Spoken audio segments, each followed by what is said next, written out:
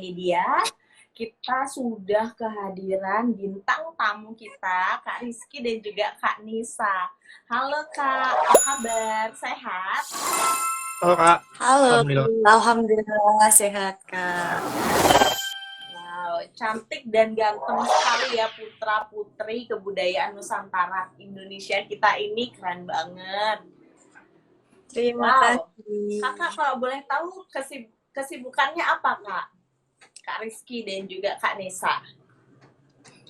Kalau dari saya sendiri untuk kesibukannya saat ini sibuk bekerja sih sebagai salah satu karyawan badan usaha milik negara. Wow, luar biasa sekali ya. Kalau Kak Nisa, Kalau saya kesibukannya saat ini lebih ke modeling Kak.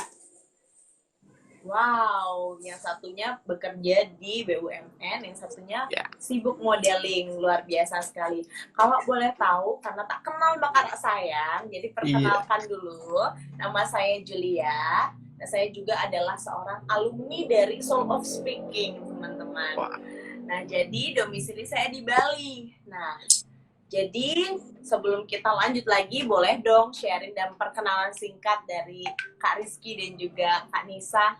Kakak asalnya dari mana, umurnya berapa gitu. Atau sekarang domisilinya di mana gitu. oke. Halo semua, perkenalkan nama saya Muhammad Rizky Awe. Bisa dipanggil Rizky atau Awe. Saat ini sedang bekerja menjadi salah satu karyawan BUMN dan domisili saya sekarang ini berada di Kalimantan Selatan, tepatnya di Kota Banjarmasin. Wow, di Kalimantan ya, cukup Iya, jauh. betul. Kalau Kak Berbeda Nisa, pulau, Kak. berbeda pulau. Kalau Kak Nisa, Halo semuanya, perkenalkan nama saya Ika Hairul 1 tahun. Saya berasal dari Kabupaten Pekalongan, Provinsi Jawa Tengah. Dan sekarang saya menjabat sebagai Putri Kebudayaan Nusantara. Terima kasih. wow, luar biasa sekali ya Kak Nisa ini. Nah, ngomong-ngomong tentang putra-putri kebudayaan Nusantara nih Kak. Pasti semua teman-teman yang ada di seluruh Indonesia penasaran banget nih ya.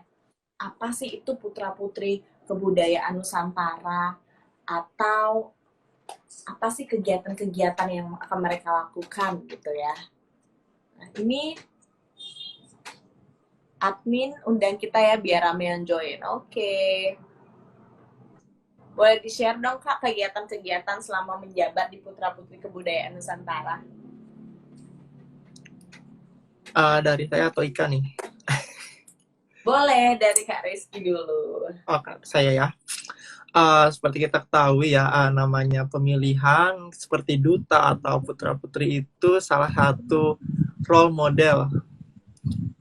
Ada yang putra-putri pariwisata atau duta wisata. Nah, kita di sini namanya adalah putra-putri kebudayaan Nusantara yang pasti kita pemuda-pemudi merupakan role model yang dimana kita untuk merupakan salah satu tangan kanan untuk melestarikan budaya yang ada di daerah kita masing-masing.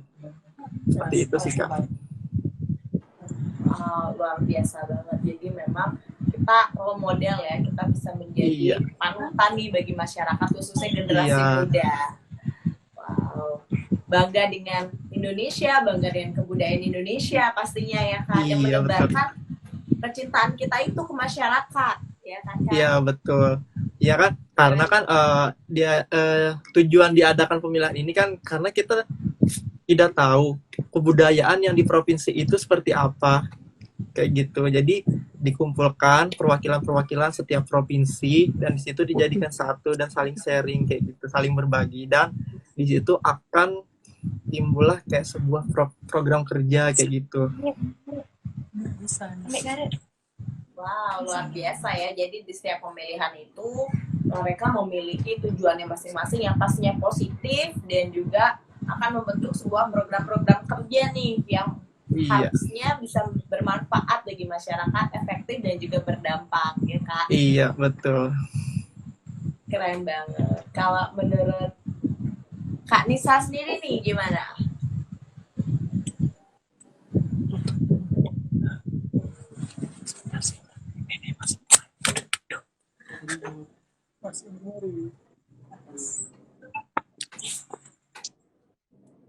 Baik, sepertinya ada kendala.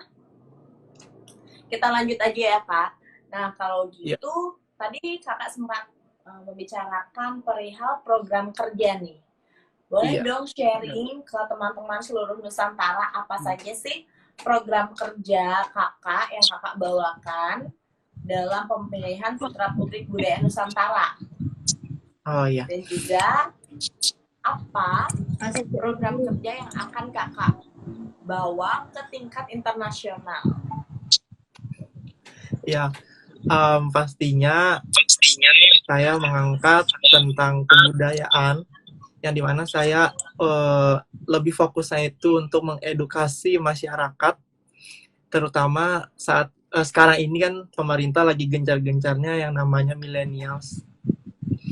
Nah, di situ saya manfaatkan untuk mempromosikan kebudayaan yang ada di Indonesia, terutama di daerah saya sendiri, yaitu Kalimantan Selatan. Seperti kita ketahui, Kalimantan Selatan sangat terkenal dengan adat budaya Dayaknya. Nah, itu saya jadikan jadi lebih mengedukasi sih untuk memberitahukan kepada masyarakat lebih luas lagi tentang kebudayaan yang ada di sini. Itu sih. Tidak hanya tentang kebudayaan sih sebenarnya yang saya lakukan, itu banyak program kerja yang saya lakukan tentang sosial. Kemarin kan kebetulan Kalimantan Selatan sedang berdampak banjir yang begitu parah. Nah, kebetulan di daerah saya juga termasuk. Jadi di situ saya terjun langsung untuk membantu para korban banjir, seperti mengumpulkan dana, terus sembako, terus pakaian layak pakai, gitu. Sama satu lagi, kayak menghilangkan trauma anak-anak itulah, Kak. Trauma healing. Bagaimana caranya itu, Kak? Kita melakukan trauma healing itu dengan cara mengajak adik-adiknya bermain, terus mengedukasi kayak mewarna, menggambar, terus dengan kita kasih hadiah, mereka kan lebih excited, jadi mereka itu tidak memikirkan atau tidak mengingat tentang bencana itu lagi. Jadi mereka lebih ke acaranya itu lebih ke happen sih sebenarnya. Oh gitu. Wow, keren Iya, banget ya, Kak. Jadi Kakak di sini istilahnya sangat mengayomi ya, khususnya di iya, Kalimantan Selatan dalam hal-hal sosial dan juga bencana yang terjadi. Jadi Kakak sebagai putra kebudayaan Nusantara ini cepat tanggap gitu ya. Luar biasa iya, banget. Nah, jadi kalau misalnya tadi itu berarti Kakak fokus tentang Kalimantan Selatan ya, Kak ya, untuk iya. program kerja yang Kakak bawa ke kebudayaan Nusantara. Tapi apa program kerja Kakak yang akan Kakak bawa ke internasional? Karena kan kita tahu bahwasannya setelah dari Nusantara ini akan ada jenjang berikutnya ya, Kak ya, ke Iya. dunia internasional. Boleh dong sharing apa saja sih persiapan Kakak saat ini? Sehingga nantinya teman-teman yang ada di rumah, Sobat Hangout, bisa ada bayangan nih, Kak. Sehingga mereka jadi duta budaya itu nggak takut, tapi mereka Iya, merasa betul. wow, jadi duta budaya itu ternyata mempunyai value yang luar biasa, berdampak positif bagi masyarakat. Silahkan, Kak. Sebenarnya menjadi duta budaya itu tidak mesti kita itu harus pintar atau cerdas. Karena dengan cara kita mengikuti kompetisi itu, otomatis kita mendapatkan ilmu baru dari orang-orang yang baru. Dari situ, kita akan lebih luas lagi mengetahui kebudayaan yang ada di Indonesia. Kayak gitu. Terus untuk program kerja yang akan saya bawa nanti ke internasional, insya Allah, masih berhubungan dengan edukasi, Kak.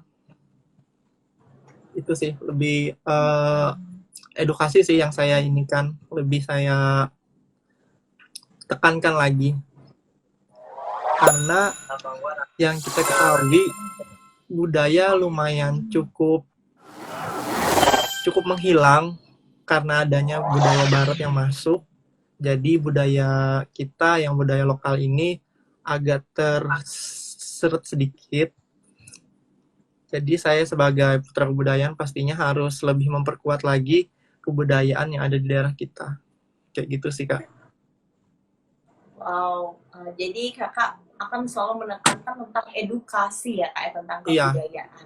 Nah kalau boleh tahu platform apa saja nih kak yang akan kakak gunakan dalam bidang edukasi tersebut, dan seperti apa kakak akan membungkus edukasi tersebut? Apakah Ya. seperti pembuatan artikel atau blogspot atau bagaimana kak? Bisa sharing Ya. dong kak ke sobat-sobat hangout pada malam hari ini. Kalau dari saya pribadi menggunakan sosial media, karena kan kita saat ini lagi booming-boomingnya sosial media, dan hampir seluruh masyarakat Indonesia bahkan dunia pasti memiliki yang namanya sosial media, baik itu Instagram, terus YouTube, Twitter, Facebook. Nah, di situ saya manfaatkan dengan cara membuat seperti poster. Yang pernah saya bawakan itu kemarin adalah mengangkat tentang bahasa Dayak, Kak. Jadi bahasa Dayak itu yang saya angkat. Jadi ada sebuah poster yang saya selalu saya sebarkan melalui story Instagram, terus WA, karena kan Instagram lebih mencakup ke dunia. Karena siapa saja bisa melihat Instagram, baik itu story, terus di postingan di feed Instagram, terus bisa juga berupa video yang diupload, bisa juga melalui story Instagram atau feed, atau juga bisa melalui YouTube. Jadi lebih memanfaatkan sosial media, teknologi yang sedang maju ini, Kak. Luar biasa ya, jadi harapannya putra-putri kebudayaan Nusantara ini juga cakap digital ya kak ya, sehingga bisa menggunakan sosial media secara bijaksana dan juga dapat membuat edukasi kepada masyarakat yang lebih bisa terjangkau lebih luas lagi masyarakatnya gitu ya, yang diedukasi. Luar biasa sekali. Nah, kita kehadiran Kak Nisa lagi nih. Halo Kak Nisa.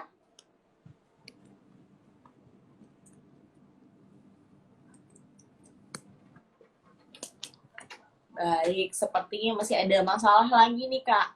Nah, jadi kita halo Kak, mohon maaf sekali ya Kak. Yuk, jaringan di sini agak susah. Kak Nisa. Hai kembali.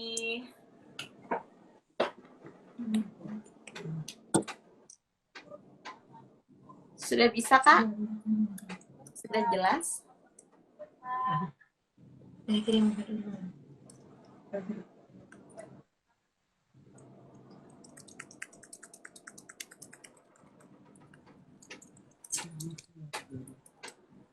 Halo?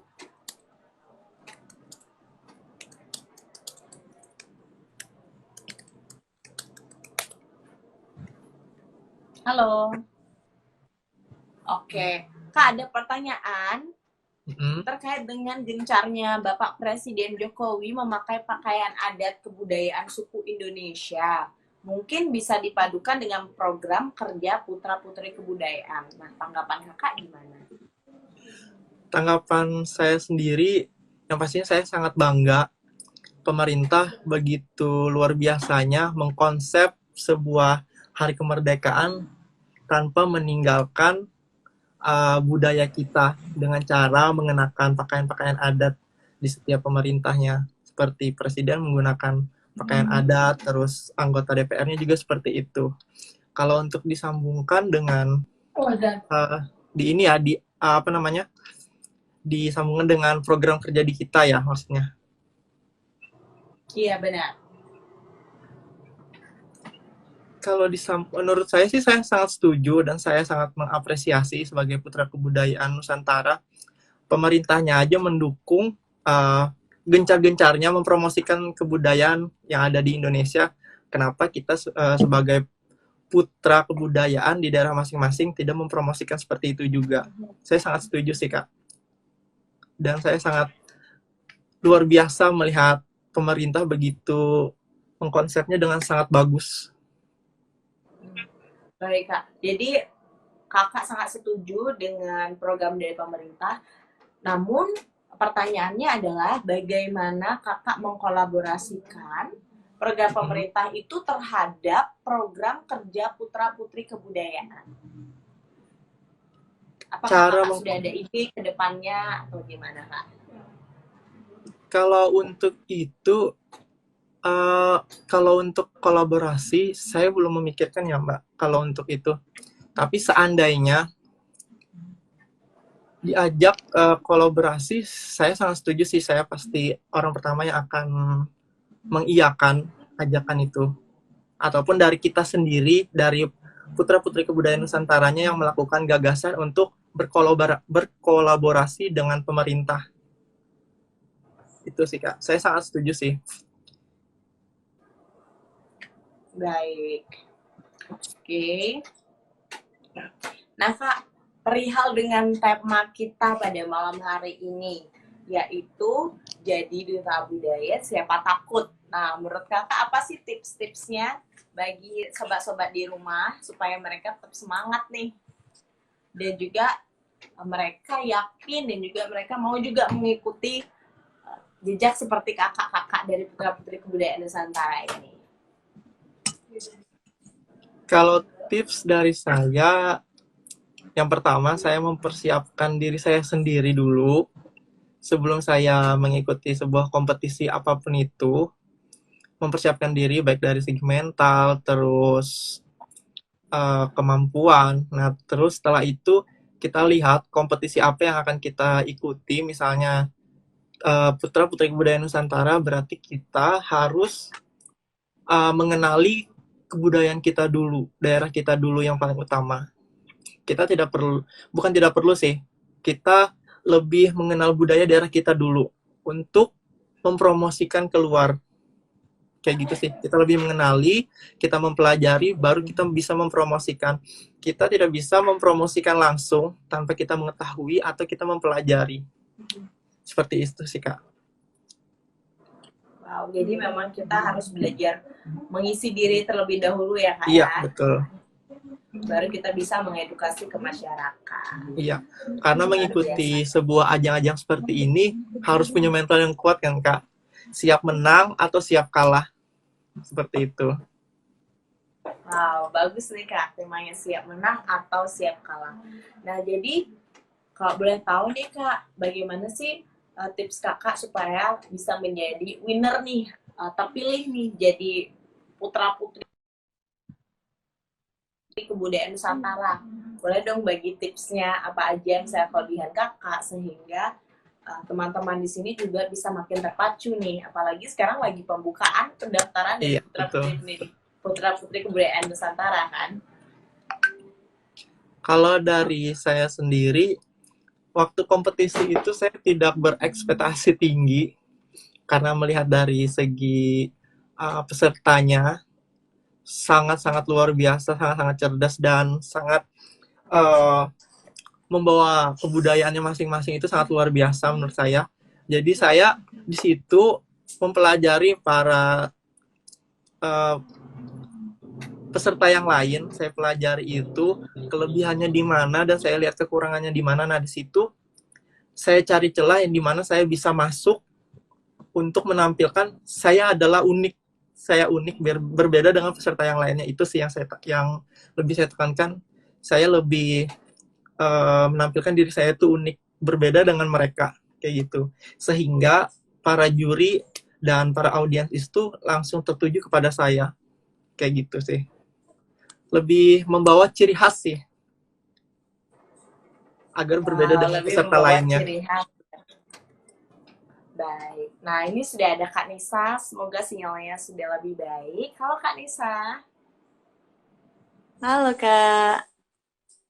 Alhamdulillah. Kakak sudah pindah banget nih Kak. Semoga bisa lancar. Amin. Kak, kita boleh dong Kak sharing-sharing nih mengenai putra-putri kebudayaan Nusantara. Nah, menurut Kakak, apa saja sih yang harus disiapkan untuk adik-adik atau sobat-sobat dari Soul of Speaking, sobat-sobat hangout, supaya bisa mengikuti jejak dari Kak Nisa? Kalau untuk syarat-syarat menjadi putra-putri kebudayaan Nusantara yang pastinya memenuhi persyaratan atau kriteria dari putra-putri dari ajang putra-putri kebudayaan Nusantaranya sendiri.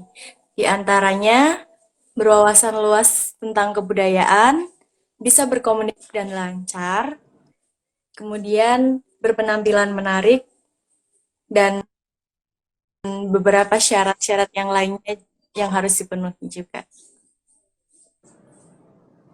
Baik. Nah, jadi itu adalah syarat-syarat ya, Kak ya, untuk mengikuti pendaftaran dari putra-putri pendidikan. Nah, pertanyaannya adalah tipsnya nih, Kak. Kebudayaan, Kak. Kebudayaan Kalau Nusantara. untuk pendaftaran kita terlebih provinsi, di tingkat provinsi. Kemudian kalau kita sudah menjadi winner di tingkat provinsi, kita bisa mewakili provinsi kita ke ajang nasionalnya. Wow, jadi kakaknya adalah putra-putri daerah ya, Kak, yang sudah terpilih. Iya, betul Luar kan. biasa. Keren banget nih, Kak. Nah, kita boleh sharing-sharing dong, Kak. Nah, menurut Kakak, apa saja sih, Kak, yang harus dipersiapkan? Karena kan setelah menjadi putra-putri kebudayaan Nusantara, nantinya akan ada jenjang internasionalnya ya, Kak ya? Iya. Iya, betul Nah, kan. boleh dong Kak sharing program kerja apa yang akan Kakak bawa ke internasional, apalagi Kak Nisa ini akan menjadi representatif dari Indonesia nih. Boleh dong Kak di-share. Kalau untuk program kerja yang akan dibawa ke internasional, lebih ke mengedukasi anak-anak kecil di daerah-daerah sekitar, di sekitar rumah, di sekitar Pekalongan, di provinsi. Soalnya kan dalam kondisi seperti ini kita tidak bisa terbatas kita. Jadi kita mengedukasi melalui culture class. Seperti apa itu Kak? Bisa dijabarkan nggak Kak? Culture class itu kita belajar bareng bersama anak-anak kecil tentang kebudayaan yang dikatakan hampir anak kecil tidak mengetahui. Kita pelajari kembali bersama-sama ya game tradisional salah satunya. Terus tarian juga, bahasa daerah yang pastinya.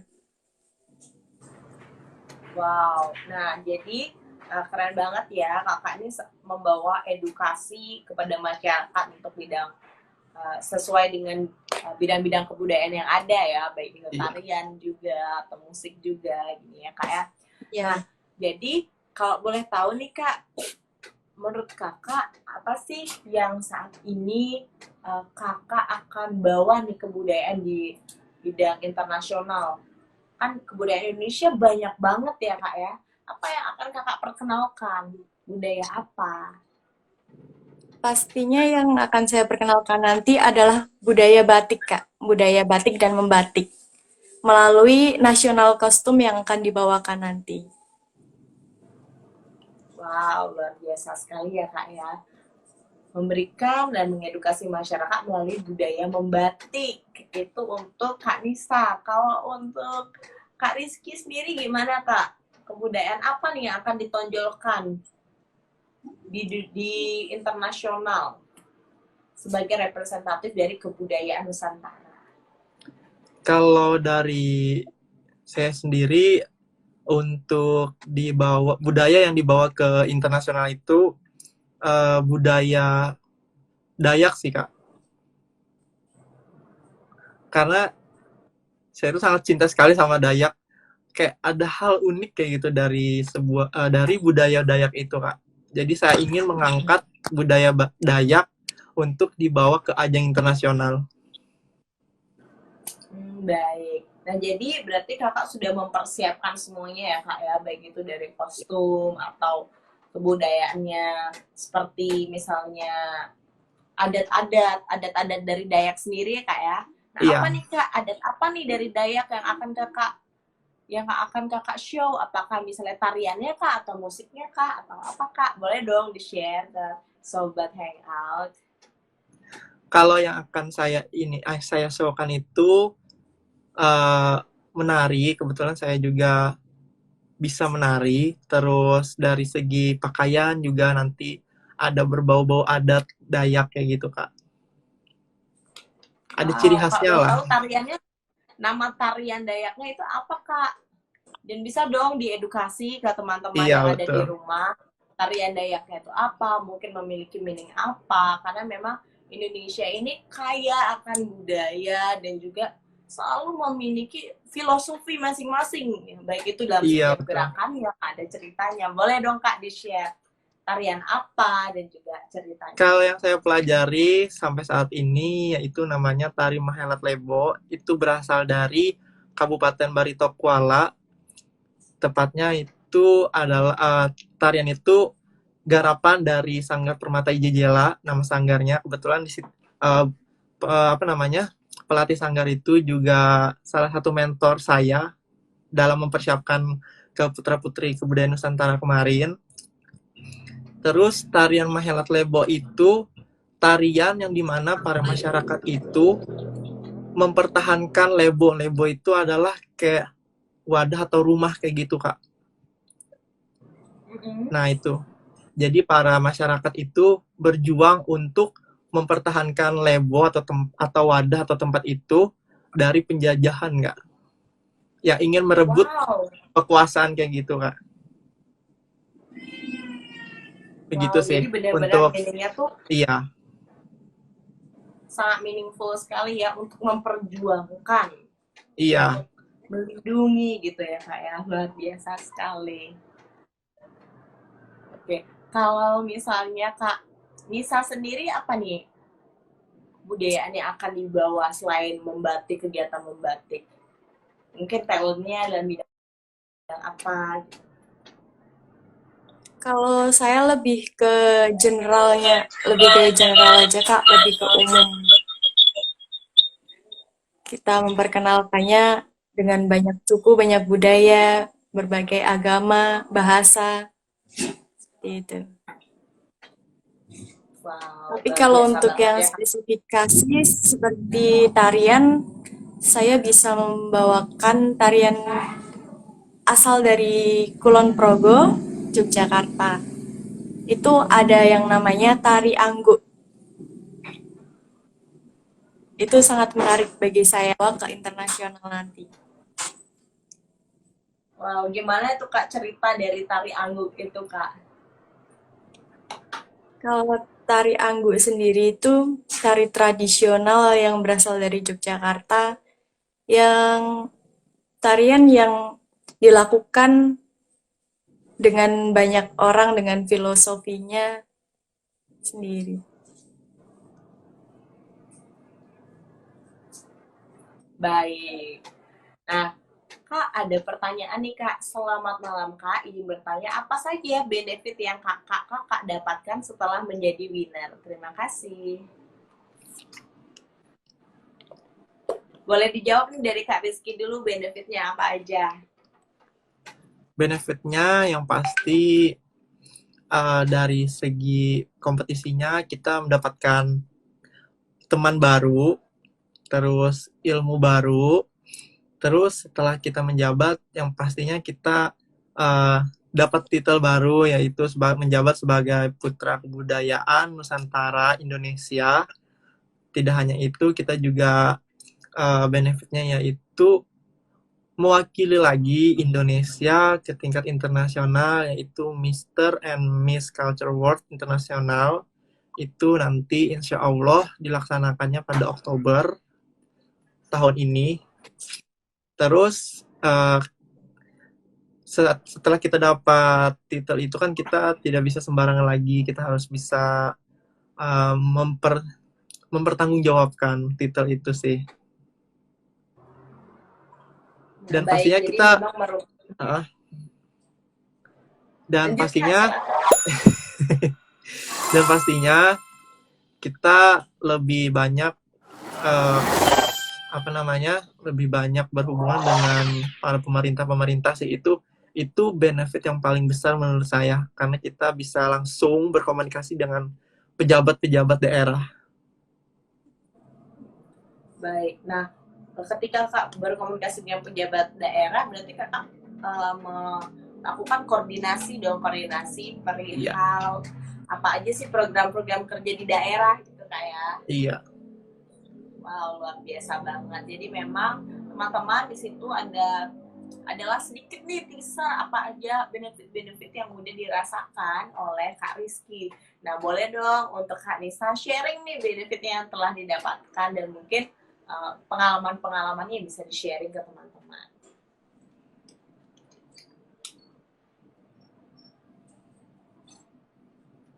Halo Kak Nisa. Ya, gimana Kak? Nah, apa saja Kak benefit yang didapatkan setelah menjadi winner nih, setelah menjadi Putri Kebudayaan Nusantara? Yang pastinya dapat lebih banyak relasi, kemudian pengalaman yang pastinya, dan kita lebih baik.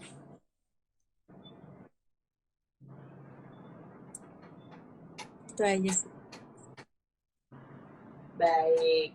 Kak, tadi kan kita udah dengar nih sharing dari kakak. Jadi kakak mendapatkan relasi, mendapatkan pengalaman, di mana itu berfungsi untuk kita secara personal ya kak ya. Namun apa sih kak fungsinya atau benefitnya bagi masyarakat luas nih kak? Karena kan memang putra-putri kebudayaan Nusantara harusnya memang memiliki dampak bagi kebudayaan Nusantara nih. Apa sih harapannya kakak masing-masing setelah terpilih dan juga kemajuan apa yang akan kakak harapkan nih bagi kebudayaan di Indonesia ini? dari saya Kak. Boleh. Kalau dari saya sendiri, setelah saya mewakili provinsi saya dan saya terpilih sebagai putra kebudayaan Nusantara, yang pasti saya membuat bangga provinsi saya dengan cara membawa kebudayaan yang ada di provinsi saya agar dikenal lebih luas lagi, kayak gitu. Terus dengan terpilihnya saya sebagai putra kebudayaan Nusantara, saya diberikan amanah untuk mewakili Indonesia ke tingkat internasional. Yang pastinya saya berharap dengan saya mewakili Indonesia ini, saya bisa memberikan dampak, bisa menyebarkan lebih luas lagi kebudayaan yang ada di Indonesia ini lebih ke mancanegara kayak gitu, agar para wisatawan asing bisa tertarik untuk ke Indonesia berkunjung. Nah, luar biasa sekali ya. Jadi memang harapannya adalah untuk menarik wisatawan, untuk meningkatkan juga kesadaran ya dari masyarakatnya secara luas, baik itu domestik maupun internasional gitu ya. Iya. Luar biasa. Kalau menurut Kak Nisa sendiri nih bagaimana? Kalau menurut saya harapannya kebudayaan Indonesia dikenal masyarakat luas sampai ke internasional.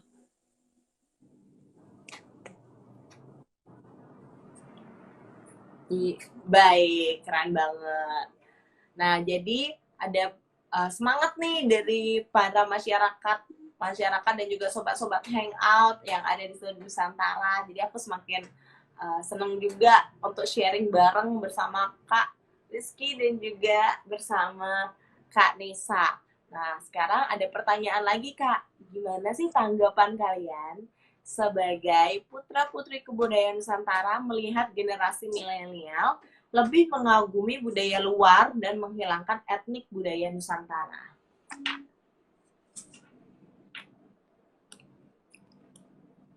Kalau dari saya sendiri, miris sih sebenarnya melihat para generasi milenial lebih mengarah atau lebih mempertahankan kebudayaan modern lah, bisa kita sebut ya Kak. Di sini merupakan salah satu tantangan untuk para putra-putri kebudayaan Nusantara di setiap daerahnya, di mana kita diberikan tantangan agar para milenial saat ini sedang menggemari yang namanya budaya modern dari luar. Nah, di situ kita lah berperan sebagai eh, apa ya, sebagai role model lah ibaratnya itu. Kita harus bisa bagaimana caranya kita merubah Harus bisa mindset mencintai kebudayaan milenial. kita sendiri. Iya, lebih bisa merubah mindset para milenial itu boleh memilih kebudayaan modern atau kebudayaan yang kebarat-baratan, tapi kita tidak boleh meninggalkan budaya kita sendiri. Kayak gitu sih, Kak. Jadi Itu lebih mengedukasi selalu sih, Kak.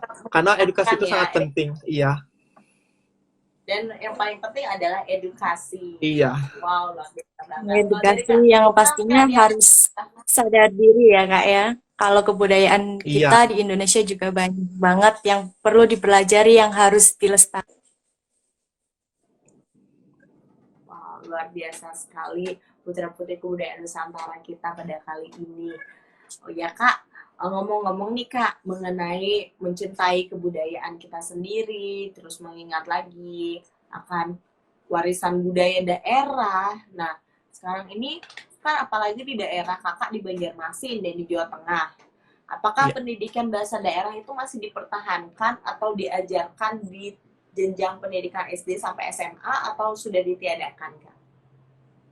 Nah, terus jika masih ada atau belum ada, apa sih saran Kakak untuk pemerintah dari masing-masing daerah? Kalau di Kalimantan Selatan, lebih tepatnya, yang saya ketahui untuk bahasa daerah itu masih dipertahankan oleh pemerintah di sini dalam maksudnya untuk mengajarkan anak-anak agar tidak menghilangkan bahasa daerah kita. Contohnya dengan cara Betul. kita berbahasa sehari-hari di rumah atau bersama teman atau bersama siapapun, kita menggunakan bahasa namanya bahasa Banjar untuk di daerah Kota Banjarmasin dan sekitarnya. Terus yang saya ketahui juga karena kita ada adat Dayaknya, jadi yang saya tinggali sekarang ini adalah Kabupaten Baritokwala. Nah, di Kabupaten Baritokwala itu sangat menganut yang namanya bahasa Dayak Bakumpai namanya, Kak. Nah, terus di situ saat saya berkunjung masuk ke dalam masyarakat itu, saya menyaksikan langsung masyarakat sekitar itu baik dari segi anak-anak, terus orang dewasanya itu menggunakan bahasa Dayak Bakumpai, Kak. Tanpa kita sadari, tanpa pemerintah turun langsung, itu masyarakatnya sadar sendiri maksudnya. Sadar sendiri pentingnya budaya itu, budaya bahasa daerah. Itu sih. Jadi menurut saya budaya itu harus dipertahankan bagaimanapun caranya, harus masuk ke dalam mata pelajaran atau harus sekolah dasar Dunia atau sekolah menengah pendidikan pertama. Ya, dunia pendidikan harus mempelajari itu sih. Tidak boleh dihilangkan lah. harus tetap dipertahankan Kak.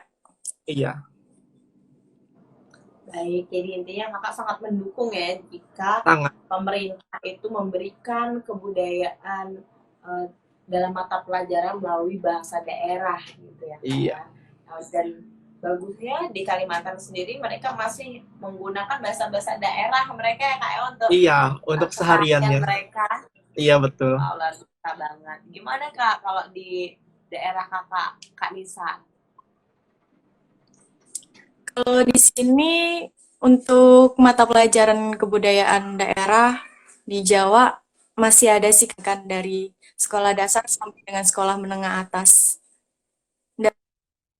Dan saya berharap untuk seterusnya masih.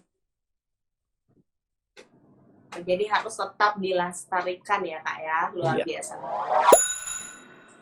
Oh ya Kak, kita ada pertanyaan lagi nih, karena memang sobat-sobat hangout sangat antusias ya pada malam hari ini. Nah, jadi ada pertanyaan, gimana menurut Kakak tentang role model itu? Bisa dimulai dari Kak Rizky. Menurut saya role model itu adalah role model ya. Salah satu orang yang bisa dibilang berpengaruh dalam di daerahnya sendiri sih. Misalnya kita role model di bidang apa dulu nih, misalnya saya sendiri di bidang kebudayaan, saya adalah role model putra-putri kebudayaan Nusantara. Berarti saya di situ, berarti orang itu melihat saya adalah seorang putra kebudayaan. Nah, di situ role model itu kita tidak bisa sembarangan sih sebenarnya dalam bertindak, terus dalam melakukan hal sesuatu apapun itu harus kita pikirkan 2 kali, jangan sampai yang namanya titel yang kita dapat itu hancur seketika. Pasti kebanyakan, masa sih seperti itu role model kayak gitu kan? Masa seperti itu sih putra kebudayaan Nusantara kayak gitu sih. Lebih ke ini sih, apa ya? Kalau role model itu bahasanya bisa dibilang titik dari masyarakat sih. Kalau menurut saya, Kak. Baik, jadi memang untuk menjadi seorang role model tuh kita harus tahu ya bidang kita itu apa sehingga bisa Iya, menginspirasi masyarakat. iya. Baik, kalau menurut Kak Nisa bagaimana? Sebagai Putri Kebudayaan Nusantara Indonesia. Kak, untuk pertanyaannya tadi, Kayaknya bermasalah di ini jaringan, Kak. patah-patah. Oh iya, nggak apa-apa Kak kalau misalnya bermasalah di jaringan. Jadi kita lanjut aja yuk. Nah, jadi ada pertanyaan lagi. Di era pandemi ini, gimana sih cara kalian untuk mempertahankan acara-acara khususnya kebudayaan? Soalnya susah membuat kegiatan yang mengundang banyak kerumunan. Dan bagaimana cara melestarikannya dalam era yang susah untuk membuat acara-acara berbau kebudayaan? Nah, menurut Kak Awe, Bang Awe, Kak Rizky, gimana nih? Pertanyaan dari robi.id. Kalau dari saya sendiri, kalau untuk mengadakan acara seperti kayak festival dan lain-lain itu, sebenarnya untuk saat ini sudah bisa dilaksanakan asalkan kita mematuhi yang namanya protokol kesehatan. Terus karena ini untuk saat ini ada pembatasan lagi ya yang namanya PPKM level 4 itu membatasi kegiatan masyarakat agar tidak melakukan aktivitas berlebihan agar untuk memutus rantai COVID itu bisa kita ganti yang dengan cara kita bisa melakukan kayak seminar, meeting melalui ya. Nah, di situ kita bisa sharing informasi tentang budaya itu sih. Terus kalau untuk melakukan tradisi-tradisi di daerah masing-masing itu untuk saat ini menurut saya bisa, tapi asal mematuhi protokol kesehatan sih. Harus ketat banget. Terus kalau untuk agar bisa melestarikan kebudayaan, kita tidak mesti harus tatap muka langsung atau berhadapan langsung dengan masyarakat luas. Kita bisa menggunakan platform sosial media atau saat ini kan digital kita lagi canggih-canggihnya. Bisa kita melakukan promosi melalui sosial media seperti Instagram, seperti saya bilang tadi, kita bisa mengedukasi melalui digital. Baik itu dari bisa kita share foto, atau kita share video singkat, atau kita share video durasi panjang, seperti itu sih Kak. Lebih menggunakan untuk saat ini digital sih yang lebih utamanya. Jadi, karena kita sangat dibatasi. Baik, jadi memang kita harus benar-benar bisa memanfaatkan digitalisasi sosial media dan mengkombinasikannya juga dengan kegiatan-kegiatan yang ada secara offline, namun dengan protokol-protokol kesehatan yang ketat ya Kak ya. Iya, betul Kak. Menurut Bang Rizky, apa sih sebuah kontribusi nyata yang sampai saat ini sudah kalian lakukan terkait dengan budaya sendiri?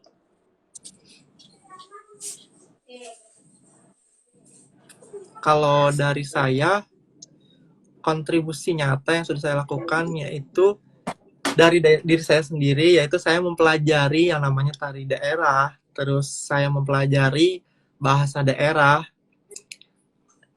Yang itu sih yang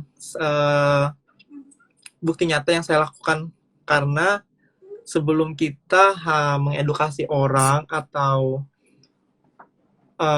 melestarikan kebudayaan daerah kita harus mempelajarinya terlebih dahulu. Harus kesadaran dari diri kita sendiri terlebih dahulu. Jadi yang sudah saya lakukan yaitu saya mempelajari tarian daerah, bahasa daerah, dan saya sambil membaca-baca tentang kebudayaan yang ada di sini. Seperti itu sih, Kak. Baik, jadi memang semuanya harus dimulai dari diri sendiri Diri dulu. kita sendiri. Setelah kita sudah penuh, baru kita bisa sebarkan hal itu Iya, ya Kak, ya, kecintaan kita itu. Nah, jadi sebenarnya pertanyaannya adalah gimana sih caranya Kakak menyebarkan kecintaan Kakak itu? Ilmu yang Kakak miliki itu gimana cara Kakak mengedukasi ke masyarakatnya? Iya. Kalau dari saya, cara saya ya. Cara Iya, saya jadi kontribusi.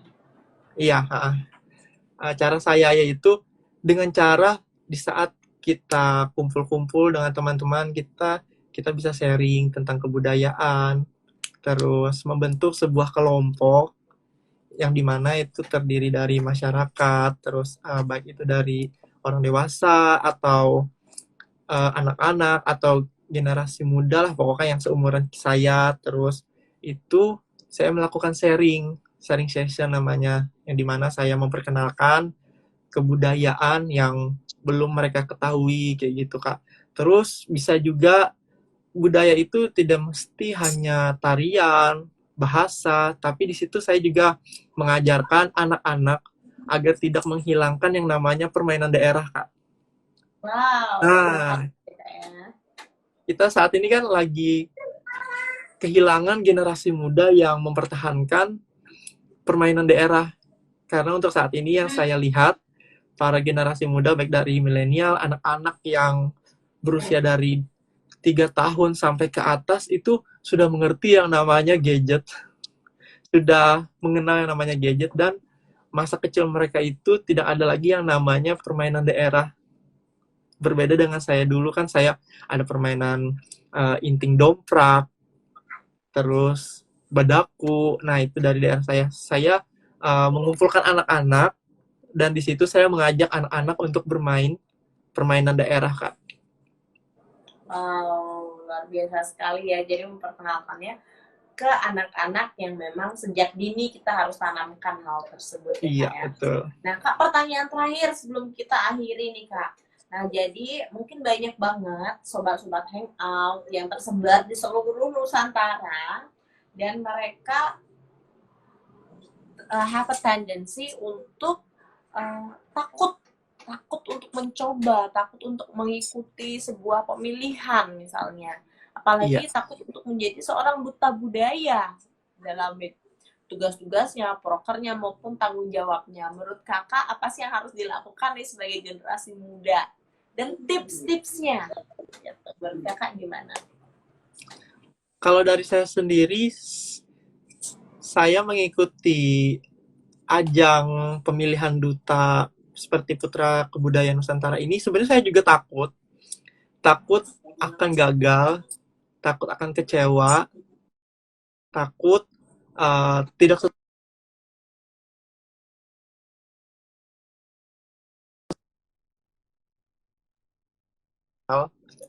dan ingin mendapatkan hasil yang maksimal juga agar seimbang dengan usaha yang kita lakukan.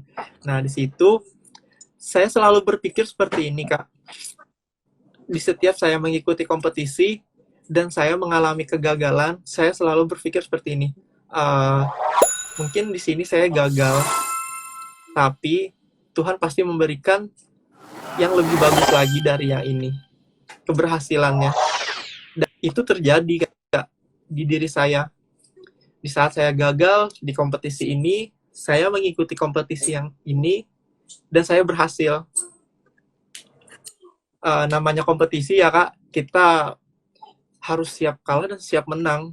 Kita tidak bisa mengikuti kompetisi selalu menginginkan kemenangan, nggak bisa.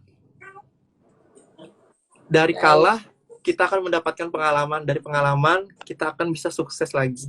Seperti itu Kak. Benar banget. Jadi memang kita harus tahu ya Kak, yang life is the process of learning. Iya. Jadi memang sometimes we lose, sometimes we win, tapi hal yang paling penting adalah gimana caranya kita mengambil hal-hal positif dari apa yang telah kita lakukan. Karena kalau kita tidak mencoba, berarti kita memang stagnan di situ aja ya. Kita nggak ada namanya Iya, pertumbuhan. Kita nggak ada namanya kemajuan dan perkembangan ya Kak ya.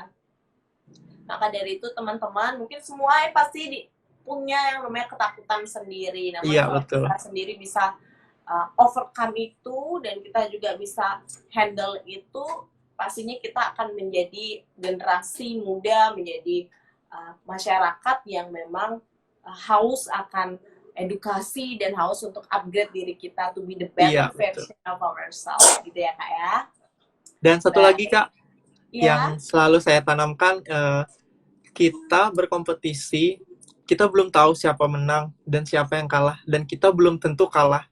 Kita saat bertemu dengan para finalis, kita memiliki persentase yang sama, kemenangan yang sama, dan kekalahan yang sama.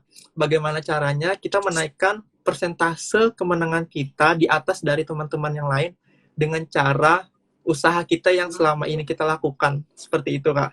Agar persentase kemenangan kita itu di atas dari teman-teman. Itu yang saya selalu tanamkan. Jadi jangan pernah takut terlebih dahulu sebelum mencoba. Jangan takut sebelum mencoba. Kalau Kak Nisa, mungkin kok sinyalnya udah lebih baik, mau memberikan sepatah dua patah kata mungkin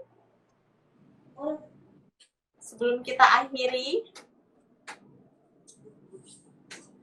Ya, baik, sepertinya sinyal Kak Nisa masih bermasalah, dan karena memang sudah waktunya, sudah 1 jam menemani Sobat Hangout dan juga Sobat Soul of Speaking yang ada di rumah. Terima kasih untuk 1 jam terakhir dan see you in the next week. Terima kasih juga untuk Bang Awi dan juga Kak Nisa yang sudah mau memberikan waktunya dan juga memberikan sharing pengalaman mereka dan juga inspirasi kepada sobat-sobat Hangout yang ada di seluruh Nusantara. See you. Iya, terima kasih.